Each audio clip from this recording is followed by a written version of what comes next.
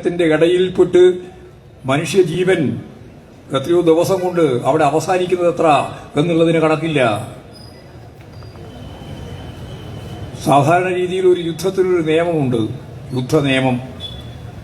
കാടത്തപരമാണ് യുദ്ധം, അതിൽ ആർക്കും തർക്കമില്ല. ലോകത്തിന്നേ വരെ യുദ്ധത്തെ അടിസ്ഥാനപ്പെടുത്തിയിട്ട് ഒരു കാര്യവും പൂർണ്ണമായി തീരുമാനത്തിലെത്തിയിട്ടില്ല. എത്ര ആയുധശക്തി ഉണ്ടായാലും ജനങ്ങളുടെ ഇച്ഛക്കപ്പുറം ആയുധമുണ്ട് എന്നുള്ളത് കൊണ്ട് ഒരു നിർണായകമായ തീരുമാനവും ഉണ്ടായിട്ടില്ല.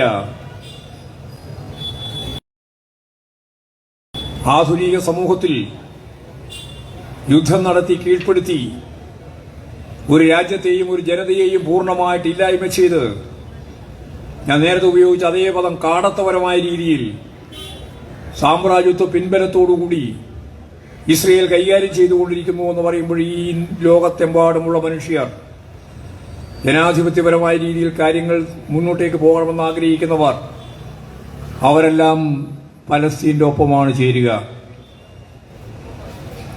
ആയുധശക്തി കൊണ്ട് മാത്രം യുദ്ധം ജയിക്കില്ല. ധാർമ്മികത വളരെ പ്രധാനപ്പെട്ട ഒന്നാണ്. ധാർമ്മികത ഒരു ആശയവാദമല്ല. നമ്മൾ അങ്ങനെയാണ് പലപ്പോഴും ധരിക്കുക. അതൊരു ആശയവാദ ഒരു വ്യാഖ്യാനമായിട്ട് കാണേണ്ടതില്ല.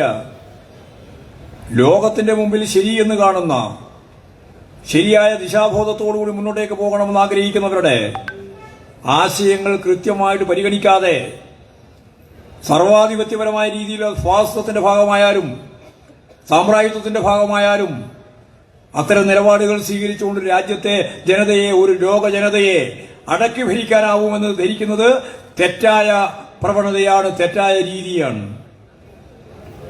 അമേരിക്കയുടെ പിന്തുണയാണ് യഥാർത്ഥത്തിൽ ഇസ്രയേലിനെ ഈ രീതിയിലുള്ള സമരത്തിലേക്ക്, യുദ്ധത്തിലേക്ക്, ഈ പറയുന്ന പ്രഖ്യാപനത്തിലേക്ക് നയിക്കാൻ പ്രാപ്തമാക്കുന്നത്. നമുക്കെല്ലാവർക്കും അറിയാം, അമേരിക്കൻ ജനത, പ്രത്യേകിച്ച് യൂണിവേഴ്സിറ്റികളിലെ, കലാശാലകളിലെ ഏറ്റവും പ്രബുദ്ധരായ ജനവിഭാഗമാകെ ഒറ്റക്കെട്ടായിട്ട് ബൈഡനെതിരായിട്ട് മുന്നോട്ടേക്ക് വന്നപ്പോ ബൈഡൻ തന്നെ ഒന്ന് പതറി. എന്നിട്ട് ഈ പറയുന്ന യുദ്ധ മുനമ്പിൽ നിന്ന് നിരപരാധികളായ ആളുകൾക്കെതിരായിട്ട് നടക്കുന്ന കടന്നാക്രമത്തെ അവർ തന്നെ ശക്തിയായിട്ട് എതിർത്തു. എന്ന് പറഞ്ഞാൽ വാചാ എതിർത്തു.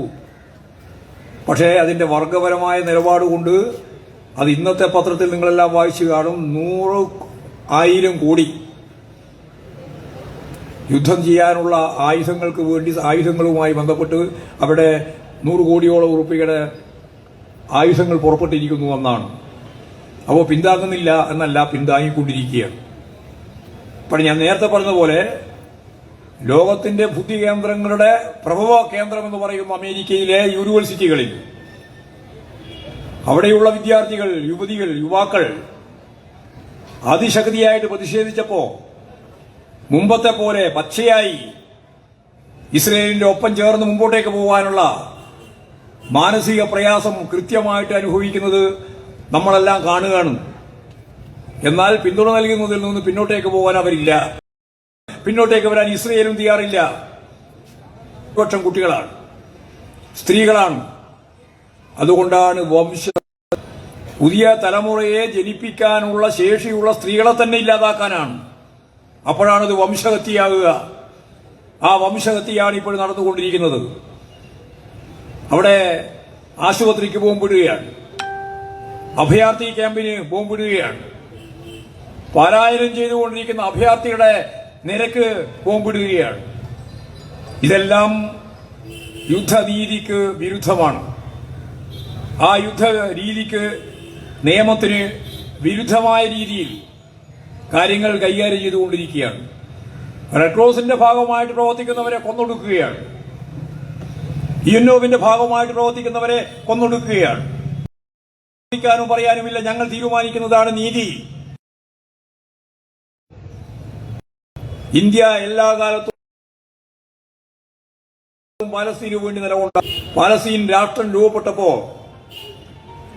ഒരു രാജ്യവും അംഗീകരിക്കുന്നതിന് മുമ്പ് ആ മേഖലയിൽ നിന്ന് പുറത്ത് ആ പാലസ്തീനെ അംഗീകരിച്ച ഒരേ ഒരു രാജ്യം, ആദ്യത്തെ രാജ്യം ഈ ഇന്ത്യയായിരുന്നു. അന്ന് ഇന്ദിരാഗാന്ധിയായിരുന്നു ഇന്ത്യൻ പ്രധാനമന്ത്രി. അറാഫത്ത് ഉൾപ്പെടെയുള്ളവരെ ഡൽഹിയിൽ വിളിച്ചു വരുത്തി അവരെ ആദരിക്കുകയുണ്ടായി, അവരെ അംഗീകരിക്കുകയുണ്ടായി.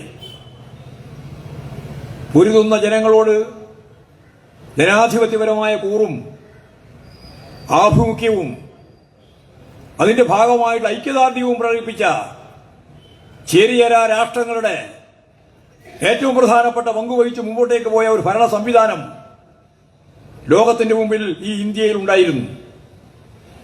ആ ഇന്ത്യയിലെ ആ ചിത്രം മുഴുവൻ മാറ്റി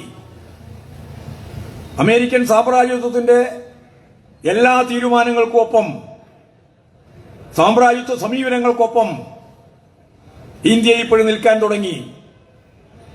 അതോടുകൂടി പാകിസ്ഥാൻ അവിടെ പാലസ്തീനെതിരായിട്ട് വന്ന കടന്നാക്രമം, ആ കടന്നാക്രമത്തിന് ഇന്ത്യൻ ഭരണ സംവിധാനത്തിന്റെ നരേന്ദ്രമോദി ഗവൺമെന്റിന്റെ പരിപൂർണമായ പിന്തുണ. ഇവിടെയും ശക്തമത്തായ രീതിയിലുള്ള പാലസ്തീൻ ഐക്യദാർഢ്യ പ്രസ്ഥാനം രൂപപ്പെട്ടു. അങ്ങനെ രൂപപ്പെട്ട് വന്നപ്പോൾ ആദ്യം ചെയ്തതുപോലെ പ്രകോപനപരമായി ഗാസ മുനമ്പിലുള്ള പാവപ്പെട്ട മനുഷ്യരെ കൊന്നൊടുക്കുന്ന ഇസ്രയേലി കടന്നാക്രമത്തെ ആദ്യം ചെയ്തതുപോലെ പൂർണ്ണമായി പിന്തുണക്കാൻ അവർക്കും പ്രയാസമായി. യുനോവിന്റെ ഭാഗമായി ജനറൽ കൌൺസിൽ വോട്ടെടുപ്പ് നടക്കുമ്പോൾ അനുകൂലമായിട്ട് വോട്ട് ചെയ്തവർക്ക് പിന്നീട് വിട്ടുനിൽക്കേണ്ടി വരുന്ന അവസ്ഥയുണ്ടായി. അമേരിക്ക പരിപൂർണമായിട്ട് വീറ്റോ ചെയ്ത് ഈ യുദ്ധം അവസാനിപ്പിക്കുന്ന രീതിയിലുള്ള പ്രവർത്തനങ്ങളിൽ നിന്ന് ഇസ്രയേലിന് അനുകൂലമായ നിലപാട് സ്വീകരിച്ചു. ഇങ്ങനെ ഈ രാജ്യം, ഈ ലോകവും സാമ്രാജ്യത്വത്തിന്റെയും സിയോണിസ്റ്റുകളുടെയും ഈ നിലപാടിനെതിരായി വലിയ പ്രതിഷേധവും പ്രകടനവും എല്ലാം നടത്തി മുമ്പോട്ടേക്ക് വരുമ്പോൾ സ്വാഭാവികമായിട്ടും ആളുകൾ ചോദിക്കാറുണ്ട്, അങ്ങ് പാലസ്തീനെതിരായിട്ട് അല്ലെങ്കിൽ വരുന്ന ഇസ്രയേൽ കടന്നാക്രമത്തെ പ്രതിരോധിക്കാൻ വേണ്ടിയിട്ട് തിരുവനന്തപുരത്ത് പ്രകടനം നടത്തിയിട്ട് എന്താ കാര്യം? ഇതൊരു സാമാന്യമായ ചോദ്യമാണ്, എത്രയോ കൊല്ലമായിട്ട് ചോദിച്ചുകൊണ്ടിരിക്കുന്ന ഒരു ചോദ്യം തന്നെയാണ്.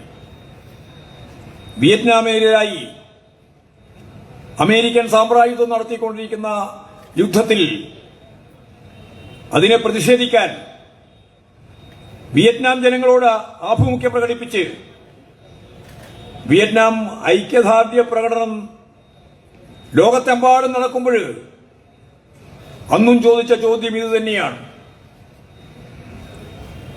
വിയറ്റ്നാമിലെ ജനങ്ങളെ കൊന്നൊടുക്കുന്ന അമേരിക്കൻ സാമ്രാജ്യത്വത്തിന്റെ യുദ്ധവെറിയെ ഈ കേരളത്തിൽ, ഈ തിരുവനന്തപുരത്ത്, ഈ കണ്ണൂരിൽ, ലോകത്തിന്റെ വിവിധ മേഖലകളിൽ പ്രതിഷേധിച്ചതുകൊണ്ട് എന്താ കാര്യം? ആ ചോദ്യത്തിന് ഉത്തരമായി, ആ ഉത്തരം ഈ ചോദ്യത്തിനും വ്യക്തമാണ്. ഉത്തരം ആയുധശക്തി കൊണ്ട് ഒരു രാജ്യത്തെ കീഴ്പ്പെടുത്താൻ സാധിക്കുമായിരുന്നുവെങ്കിൽ, ഇത് ഇസ്രയേലിനെ മുൻനിർത്തിയിട്ടുള്ള കടന്നാക്രമമാണെങ്കിൽ, വിയറ്റ്നാമിലെ തൊഴിലാളി വർഗ രാഷ്ട്രീയ പ്രസ്ഥാനം നേതൃത്വം നൽകുന്ന ഗവൺമെന്റിനെതിരായി, ഭരണ സംവിധാനത്തിനെതിരായി, ഭരണകൂടത്തിനെതിരായി മറുഭാഗത്തു നിന്ന് വിയറ്റ്നാമിന്റെ ഒരു കഷണം ഉപയോഗിച്ച് അവരെ കൊന്നൊടുക്കാനാണ്, തകർക്കാനാണ്, ഇല്ലാതാക്കാനാണ് അന്നവർ യുദ്ധം ചെയ്തത്. അമേരിക്ക രാസായുധം ഉൾപ്പെടെയുള്ള ആയുധങ്ങൾ ഉപയോഗിച്ചിട്ടുണ്ട്. രണ്ടാം ലോകമഹായുദ്ധത്തിൽ ഉപയോഗിച്ചതിന്റെ ഏതാണ്ട് അത്ര തന്നെ പല രീതിയിലുള്ള ബോംബുകൾ അവിടെ വർഷിച്ചിട്ടുണ്ട് എന്നാണ് പിന്നീട് വന്ന കണക്ക്. ഒരു ചെറിയ രാജ്യം, ആ രാജ്യത്തിന്റെ ജനതയെ കീഴ്പ്പെടുത്താൻ രണ്ടാം ലോകമഹായുദ്ധ കാലഘട്ടത്തിൽ ഉപയോഗിച്ച പോലെയുള്ള ആയുധ സാമഗ്രികളാകെ ബോംബുൾപ്പെടെ ഉപയോഗപ്പെടുത്തിയിട്ടും എന്തേ വിയറ്റ്നാമിൽ നിന്ന് അമേരിക്കക്ക് പിൻവാങ്ങേണ്ടി വന്നത്? എന്തെങ്കിലും തീരുമാനമുണ്ടായിട്ടാണോ? ഒരു തീരുമാനവും ഉണ്ടായിട്ടില്ല. വിയറ്റ്നാം യോജിക്കുക ചെയ്തേ. വിയറ്റ്നാം ലോകത്തിലെ ഏറ്റവും പ്രബലമായ സോഷ്യലിസ്റ്റ് രാജ്യമായിട്ട് വളരുക ചെയ്തേ. അതിന്റെ തന്നെ വേറൊരു പകപ്പാണ് ഇപ്പൊ നമ്മൾ കാണുന്നത്. പാലസ്തീനെ പൂർണ്ണമായിട്ട് ഇല്ലായ്മ ചെയ്യുക. അതിന് അമേരിക്കയുടെ പിന്തുണയാണ്, ഇസ്രയേലാണ് മുമ്പിൽ നിൽക്കുന്നത്. വിയറ്റ്നാമിനെതിരായിട്ട് ലോകത്തെമ്പാടും അമേരിക്ക ഉൾപ്പെടെയുള്ള രാജ്യങ്ങളിൽ ഉണ്ടായ പ്രതിഷേധം അതിശക്തിമത്തായിട്ട് വന്നപ്പോൾ ആയുധത്തിന്റെ കാര്യത്തിലും സമ്പത്തിന്റെ കാര്യത്തിലും ലോകത്തിൽ മുമ്പിൽ നിൽക്കുന്നു എന്ന് പറയുന്ന അമേരിക്കക്ക് ഒരു കരാറ് പോലും ഉണ്ടാക്കാനാവാതെ ആ യുദ്ധമുഖത്തിൽ നിന്ന് പിന്മാറേണ്ടി വന്നിട്ടുണ്ട് എന്നത് ലോക ചരിത്രം. അന്ന് പക്ഷെ ഒരു കാര്യം സാർവദേശീയ തലത്തിൽ പ്രത്യേകതയോടുകൂടി കാണാൻ നമുക്കാവണം. അതൊരു പ്രധാനപ്പെട്ട ഘടകം തന്നെയാണ്. അന്ന് സോവിയറ്റ് റഷ്യയും ജനകീയ ചൈനയും വിയറ്റ്നാമിനെ കൃത്യമായി സഹായിച്ചുകൊണ്ടിരുന്നു. യുദ്ധമുന്നണിയിൽ ഒരു റഷ്യൻ പട്ടാളക്കാരനും ഉണ്ടായിരുന്നില്ല, ഒരു ചൈനീസ് പട്ടാളക്കാരനും ഉണ്ടായിരുന്നില്ല. മാത്രമല്ല, ചൈനയോട് റഷ്യയോട് സമദൂരത്തിൽ നിൽക്കുന്ന ഒരു കമ്മ്യൂണിസ്റ്റ് പാർട്ടിയുടെ നേതൃത്വമായിരുന്നു ചൈനീസ് കമ്മ്യൂണിസ്റ്റ് പാർട്ടിക്ക് ഉണ്ടായിരുന്നത്. രണ്ടാളോടും സഹായം വാങ്ങിയിട്ടുണ്ട്. എന്നാൽ രണ്ട് സൈന്യ വിഭാഗത്തെയും വിയറ്റ്നാമിലേക്ക് പ്രവേശിപ്പിച്ചിട്ടുമില്ല. ഇതൊരു പ്രത്യേകതയാണ്. ഞാൻ പറഞ്ഞു വന്ന ഇത്രയേ ഉള്ളൂ. അന്നത്തെ പശ്ചാത്തലത്തിൽ സോവിയറ്റ് റഷ്യയുടെ പിന്തുണ അവർക്കുണ്ടായിരുന്നു, ചൈനയുടെ പിന്തുണ അവർക്കുണ്ടായിരുന്നു, സോഷ്യലിസ്റ്റ് രാജ്യങ്ങളുടെ ധാർമ്മികമായ പിന്തുണയുണ്ടായിരുന്നു, മൂന്നാം ലോക രാജ്യങ്ങളുടെ പിന്തുണയും എല്ലാം ഉണ്ടായിരുന്നു. ഇന്ന് വളരെ ഗൗരവപൂർവ്വം കാണേണ്ടുന്ന ഒരു കാര്യം, യുദ്ധശക്തികൾക്ക്, ഞാൻ നേരത്തെ പറഞ്ഞ പോലെ സാമ്രാജ്യത്വ ശക്തികൾക്ക് അനുകൂലമായ ഒരു സാർവദേശീയ പശ്ചാത്തലമുണ്ട്. അതാണ് ഈ ചെയ്തിയുടെ ഏറ്റവും പ്രധാനപ്പെട്ട ഒരു ഭാഗം. മുമ്പ് ലോകത്തിന്റെ മുമ്പിൽ വിയറ്റ്നാമിനെ തകർക്കുന്നതിന് വേണ്ടിയിട്ട് അമേരിക്കൻ സാമ്രാജ്യത്വം നേരിട്ട് യുദ്ധത്തിന് വന്നപ്പോ ലോകത്തൊരു മഹാശക്തിയായി സോവിയറ്റ് റഷ്യയും കിഴക്കൻ യൂറോപ്യൻ രാജ്യങ്ങളും ചൈനയും ഉൾപ്പെടെയുള്ള സോഷ്യലിസ്റ്റ് രാജ്യങ്ങൾ ഒരു ക്യാമ്പായിട്ട് തന്നെ ഉണ്ടായിരുന്നു. ഇന്നത്തെ ചിത്രം വളരെ വളരെ ദയനീയമായ ഒരു ചിത്രമാണ്. അതുകൂടി ഞാൻ ഈ സന്ദർഭത്തിൽ സൂചിപ്പിക്കുന്നു എന്നേ ഉള്ളൂ. അതെന്താ? തീവ്ര വലതുപക്ഷ ശക്തികൾക്ക്, സാമ്രാജ്യത്വ ശക്തികൾക്ക്, അത് കേവലമായ മുൻപ് പറയുന്ന ഒരു സാമ്രാജ്യത്വത്തിന്റെ രീതിയിൽ മാത്രമല്ല, അതിന്റെ അപ്പുറം കടന്ന സാമ്രാജ്യത്വ ശക്തികൾക്ക്, അതുകൊണ്ടാണ് ആ പദം തന്നെ ഉപയോഗിക്കുന്നത്, തീവ്ര വലതുപക്ഷ ശക്തികൾക്ക് നല്ല മുൻകൈയുള്ള ഒരു ലോക പശ്ചാത്തലമാണ്. അന്നത്തേതിൽ നിന്നും വ്യത്യസ്തമായ ചിത്രം അതാണ്. തീവ്ര വലതുപക്ഷ ശക്തികൾക്ക് നല്ല മുൻകൈയുള്ള ഒരു ലോകം. അത് അമേരിക്കയായാലും അതെ, ഇനിയിപ്പോ ഇന്ത്യയുടെ ഭാഗമായി പരിശോധിച്ചാലും അത് തന്നെയാണ്. ഫാസിസ്റ്റ് രാജ്യങ്ങളെ പൂർണ്ണമായിട്ട് പിന്തുണക്കുന്ന സാമ്രാജ്യത്വ രാജ്യങ്ങളുടെ ചിത്രം അതാണ്. യുദ്ധ കൂട്ടുകെട്ടുകളുടെ ചിത്രം അതാണ്. അതിന്റെ വിശദീകരണത്തിലേക്കൊന്നും ഞാനിപ്പോ കടക്കാൻ ഉദ്ദേശിക്കുന്നില്ല. ഏതായാലും ഇതെല്ലാം ചേർന്ന് വരുന്ന ആത്യന്തികമായിട്ട് നമ്മൾ കാണേണ്ടുന്ന വസ്തുത, തീവ്ര വലതുപക്ഷ ശക്തികൾക്കാണ് മുൻകൈ. അവരൊളിഞ്ഞും തെളിഞ്ഞും ഈ ശക്തികൾക്ക് അനുകൂലമായ നിലപാടുകൾ സ്വീകരിച്ചുകൊണ്ടിരിക്കുന്നു ഈ പലസ്തീൻ ജനതയെ ഇല്ലാതാക്കാൻ. അങ്ങനെ വരുമ്പോൾ പാലസ്തീനിൽ നടക്കുന്ന യുദ്ധം ആ ജനതയെ ഓരോന്നോരോന്നായിട്ട് കൊന്നൊടുക്കിക്കൊണ്ടിരിക്കുന്ന ഈ കാലം, ലക്ഷക്കണക്കിന് ആളുകൾ അഭയാർത്ഥികളായിട്ട് ഓടിക്കൊണ്ടിരിക്കുന്ന ഒരു കാലം, പതിനായിരക്കണക്കിന് കുട്ടികളും സ്ത്രീകളും ഉൾപ്പെടെ മരിച്ചു വീഴുന്ന കാലം, പരിക്ക് പറ്റിയവർ എവിടെയെല്ലാമാണ് ഇപ്പോൾ ഉള്ളത്, എത്ര ആളുകളാണ് ജീവിക്കുന്നത് എന്നതിന് പോലും കൃത്യമായ കണക്കില്ലാത്ത ഇന്നത്തെ ഒരു പരിസ്ഥിതി. ആ പരിസ്ഥിതി ലോകത്തെമ്പാടുമുള്ള യുവജനങ്ങളും വിദ്യാർത്ഥികളും പ്രത്യേകിച്ച് ശക്തമത്തായ പ്രക്ഷോഭങ്ങളിൽ ശക്തമത്തായ രീതിയിൽ മുന്നോട്ടേക്ക് വരുമ്പോൾ ആ ഐക്യദാർഢ്യ പ്രസ്ഥാനത്തിന്റെ ഒപ്പം എല്ലാ കാലത്തും നമുക്ക് എല്ലാവർക്കും അറിയുന്നത് പോലെ പാലസ്തീൻ ജനതയുടെ താല്പര്യത്തിനു വേണ്ടി നിലകൊണ്ട ഇന്ത്യ, ഒറ്റക്കെട്ടായിട്ട് നിലകൊണ്ട ഇന്ത്യ, അതിൽ നിന്ന് വ്യതിചലിച്ച് സാമ്രാജ്യത്വ ശക്തികൾക്കൊപ്പം ചേർന്ന് ഇസ്രായേലിന് അനുകൂലമായ നിലപാട് സ്വീകരിച്ചുകൊണ്ടിരിക്കുന്ന ഈ പശ്ചാത്തലത്തിൽ ഇന്ത്യൻ ജനതയുടെ ചരിത്രപരമായ ദൌത്യം, ഒരു സംശയവും വേണ്ട, പാലസ്തീൻ ജനതയോട് ഐക്യദാർഢ്യം പ്രകടിപ്പിക്കുക എന്നുള്ളത് തന്നെയാണ്. ഞാൻ നേരത്തെ പറഞ്ഞ പോലെ ദയനീയമായ ഒരു ചിത്രമാണ് അവിടെയുള്ളത്. പിഞ്ചു കുഞ്ഞുങ്ങളാണ് പടഞ്ഞു വീണ് മരിക്കുന്നത്. അവരാണ് പട്ടിണി കിടന്ന് മരിക്കുന്നത്.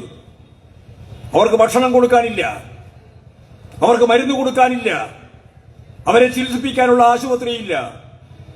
അതിദയനീയമായൊരു ചിത്രം. ഈ അതിദയനീയമായ ചിത്രത്തിന്റെ ഒപ്പമാണ് അവർ തീരുമാനിച്ചത് ഈ നാട് പൂർണ്ണമായിട്ട് മോചിപ്പിക്കുന്നത് വരെ യുദ്ധം അതിവേഗം തുടരണമെന്ന് തീരുമാനിച്ച് കരയുദ്ധത്തിന് ഇപ്പോഴും തീരുമാനമെടുത്തു കഴിഞ്ഞിരിക്കുകയാണ്. നമ്മുടെ ഈ ക്യാമ്പയിൻ 22-ാം തീയതി വരെയുണ്ട്. കേരളത്തിലെ ഈ ക്യാമ്പയിൻ 22-ാം തീയതി നടക്കുമ്പോഴേക്ക് എന്തായിരിക്കും പലസ്തീന്റെ മേലെയുള്ള സാമ്രാജ്യത്വത്തിന്റെ പിന്തുണയുള്ള ഇസ്രയേലിന്റെ കടന്നാക്രമമെന്ന് നമുക്ക് ഇപ്പോൾ പറയാൻ പോലും കഴിയില്ല. അവർ തീരുമാനിച്ചത് ആഴ്ചകൾ കൊണ്ട് ഇല്ലാതാക്കണമെന്നാണ്. ഒരു പ്രദേശം ഇല്ലാതാവണമെന്നാണ്. പലസ്തീൻ എന്ന് പറയുന്ന ഒരു രാജ്യം ഇനി ഉണ്ടാവരുത് എന്നാണ്. അവിടെ ഒരു മനുഷ്യനിനി ഇതിന്റെ ഭാഗമായിട്ട് ശബ്ദിക്കരുത് എന്നാണ്. അതിലേക്കാണ് കരയുദ്ധം നീങ്ങാൻ പോകുന്നത്. അതിലേക്കാണ് ആയുധവുമായിട്ട് ഇപ്പോൾ അമേരിക്ക സഹായം നൽകി മുന്നോട്ടേക്ക് പോകുന്നത്. അവിടെ തന്നെയാണ് ഈ ശക്തിയായ പ്രതിഷേധം രൂപപ്പെട്ടു വരുന്നത്. ഈ സാഹചര്യത്തിൽ ലോകത്തെമ്പാടുമുള്ള മനുഷ്യൻ, സാധാരണ മനുഷ്യൻ, പലസ്തീൻ ജനങ്ങൾക്ക് നേരെ വരുന്ന കടന്നാക്രമം നമ്മുടെ ഓരോരുത്തരുടെയും മേലെ പതിക്കുന്ന കടന്നാക്രമ ഭീതിയാണെന്ന് മനസ്സിലാക്കിക്കൊണ്ട് ഐക്യദാർഢ്യം പ്രകടിപ്പിച്ച് ഈ നാട്ടിലെ ജനങ്ങളെയാകെ ഈ സാമ്രാജ്യത്വ വിരുദ്ധ പലസ്തീൻ അനുകൂലമായ ഒരു നിലപാട് രൂപപ്പെടുത്താൻ വേണ്ടിയുള്ള പ്രവർത്തനത്തിൽ നമുക്കെല്ലാം അണിചേരേണ്ടതായിട്ടുണ്ട്. ഇതൊരു ധാർമ്മികമായ ഉത്തരവാദിത്തമാണ് നമുക്ക്. ഈ ധാർമ്മികമായ ഉത്തരവാദിത്തം ഞാൻ നേരത്തെ പറഞ്ഞ പോലെ ആയുധവും പണവും കൊണ്ട് ലോകത്തെ മുഴുവൻ കെട്ടിയിടാൻ സാധിക്കുന്ന ശേഷിയുള്ള അമേരിക്കൻ സാമ്രാജ്യത്വത്തിന് എവിടെയായാലും ഇറാൻ ഉൾപ്പെടെയുള്ള ഓരോന്നിന്റെയും മേലെടുത്ത് പരിശോധിച്ച് നോക്കിയാൽ ആയുധം കൊണ്ട് അവർക്ക് രക്ഷപ്പെടാൻ സാധിച്ചിട്ടില്ല. ഇതേ നിലപാടിലേക്ക് തന്നെ ഈ രാജ്യത്തെ അനുഭവങ്ങളുടെ വെളിച്ചത്തിൽ പാലസ്തീൻ ജനതയുടെ സ്വാതന്ത്ര്യവും രണ്ട് രാജ്യം അംഗീകരിക്കണമെന്ന് 1948 യുഎൻഒവിന്റെ പ്രമേയവും രാജ്യം അംഗീകരിച്ച നിലപാടും ഈ രണ്ടിനെയും നിലനിർത്തി മുമ്പോട്ടേക്ക് കൊണ്ടുപോകണം.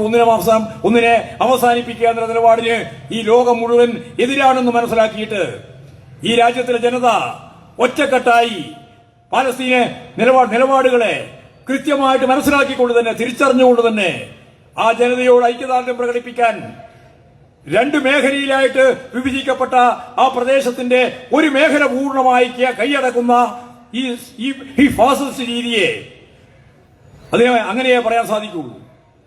ഈ ഫാസിസ്റ്റ് രീതിയെ, ഇസ്രയേലിന്റെ കടന്നാക്രമത്തെ, സാമ്രാജ്യത്വപരമായ സമീപനത്തെ അതിശക്തിയായിട്ട് നമുക്ക് എതിർത്ത് പരാജയപ്പെടുത്താനുള്ള മാനസികമായ കരുത്തോടുകൂടി മുമ്പോട്ടേക്ക് പോകാനാവണം. ആ തരത്തിൽ ഈ ഐക്യദാർഢ്യം ഇപ്പോഴിനി എല്ലാ ജില്ലയിലും ഇന്ന് 16-ാം തീയതി ഇവിടെ തുടങ്ങുകയാണ്. നല്ല മഴയായി. ഈ മഴ ഉണ്ടായിട്ടും നിങ്ങളെല്ലാം വന്നിരിക്കുന്നു എന്നുള്ളത് സാമ്രാജ്യത്വത്തോടുള്ള അതിശക്തിയായിട്ടുള്ള വെറുപ്പ്, പലസ്തീൻ ജനതയോടുള്ള കൃത്യമായ ഹൃദയ വായ്പ് അത് തന്നെയാണ് പ്രകടിപ്പിക്കുന്നത്. നമുക്കിത് മുമ്പോട്ടേക്ക് കൊണ്ടുപോകണം. 22-ാം തീയതി വരെ കേരളത്തിലെ എല്ലാ ജില്ലകളിലും മഴയായാലും വെയിലായാലും ഇങ്ങനെ ഒരു ഐക്യദാർഢ്യ പ്രകടനം നടത്തണമെന്ന് യുവജന പ്രസ്ഥാനത്തിന്റെയും വിദ്യാർത്ഥി പ്രസ്ഥാനത്തിന്റെയും മഹിളാ പ്രസ്ഥാനത്തിന്റെയും ഭാഗമായി തീരുമാനിച്ച് ഈ പരിപാടി ഇവിടെ തിരുവനന്തപുരത്ത് ഇന്ന് ആരംഭിക്കുകയാണ്. സംസ്ഥാനത്ത് ആദ്യമായിട്ട് ഈ പരിപാടി ഔപചാരികമായി ഉദ്ഘാടനം ചെയ്തതായിട്ട് അറിയിച്ചുകൊണ്ട് നമുക്കെല്ലാം ചേർന്ന് ഈ സാമ്രാജ്യത്വത്തിന്റെ പിന്തുണയോടുകൂടിയുള്ള ഇസ്രയേലി കടന്നാക്രമത്തെ പ്രതിരോധിക്കാൻ അവിടെ ചത്തൊടുങ്ങിക്കൊണ്ടിരിക്കുന്ന പാവപ്പെട്ട മനുഷ്യന്റെ വേദന എന്റെയും നിങ്ങളുടെയും ഈ സമൂഹത്തിന്റെയും വേദനയാണെന്ന് തിരിച്ചറിഞ്ഞുകൊണ്ട് ഐക്യദാർഢ്യം പ്രകടിപ്പിച്ചുകൊണ്ട് മുമ്പോട്ടേക്ക് പോകേണ്ടത് നമ്മുടെ ഉത്തരവാദിത്തമാണ്, നമ്മുടെ ചുമതലയാണ്. ആ ചുമതല നിർവഹണത്തിൽ ചേർന്ന നിങ്ങളെല്ലാം അഭിവാദ്യം ചെയ്തുകൊണ്ട് ഞാൻ എന്റെ വാക്കുകൾ ഉപസംഹരിക്കുകയാണ്.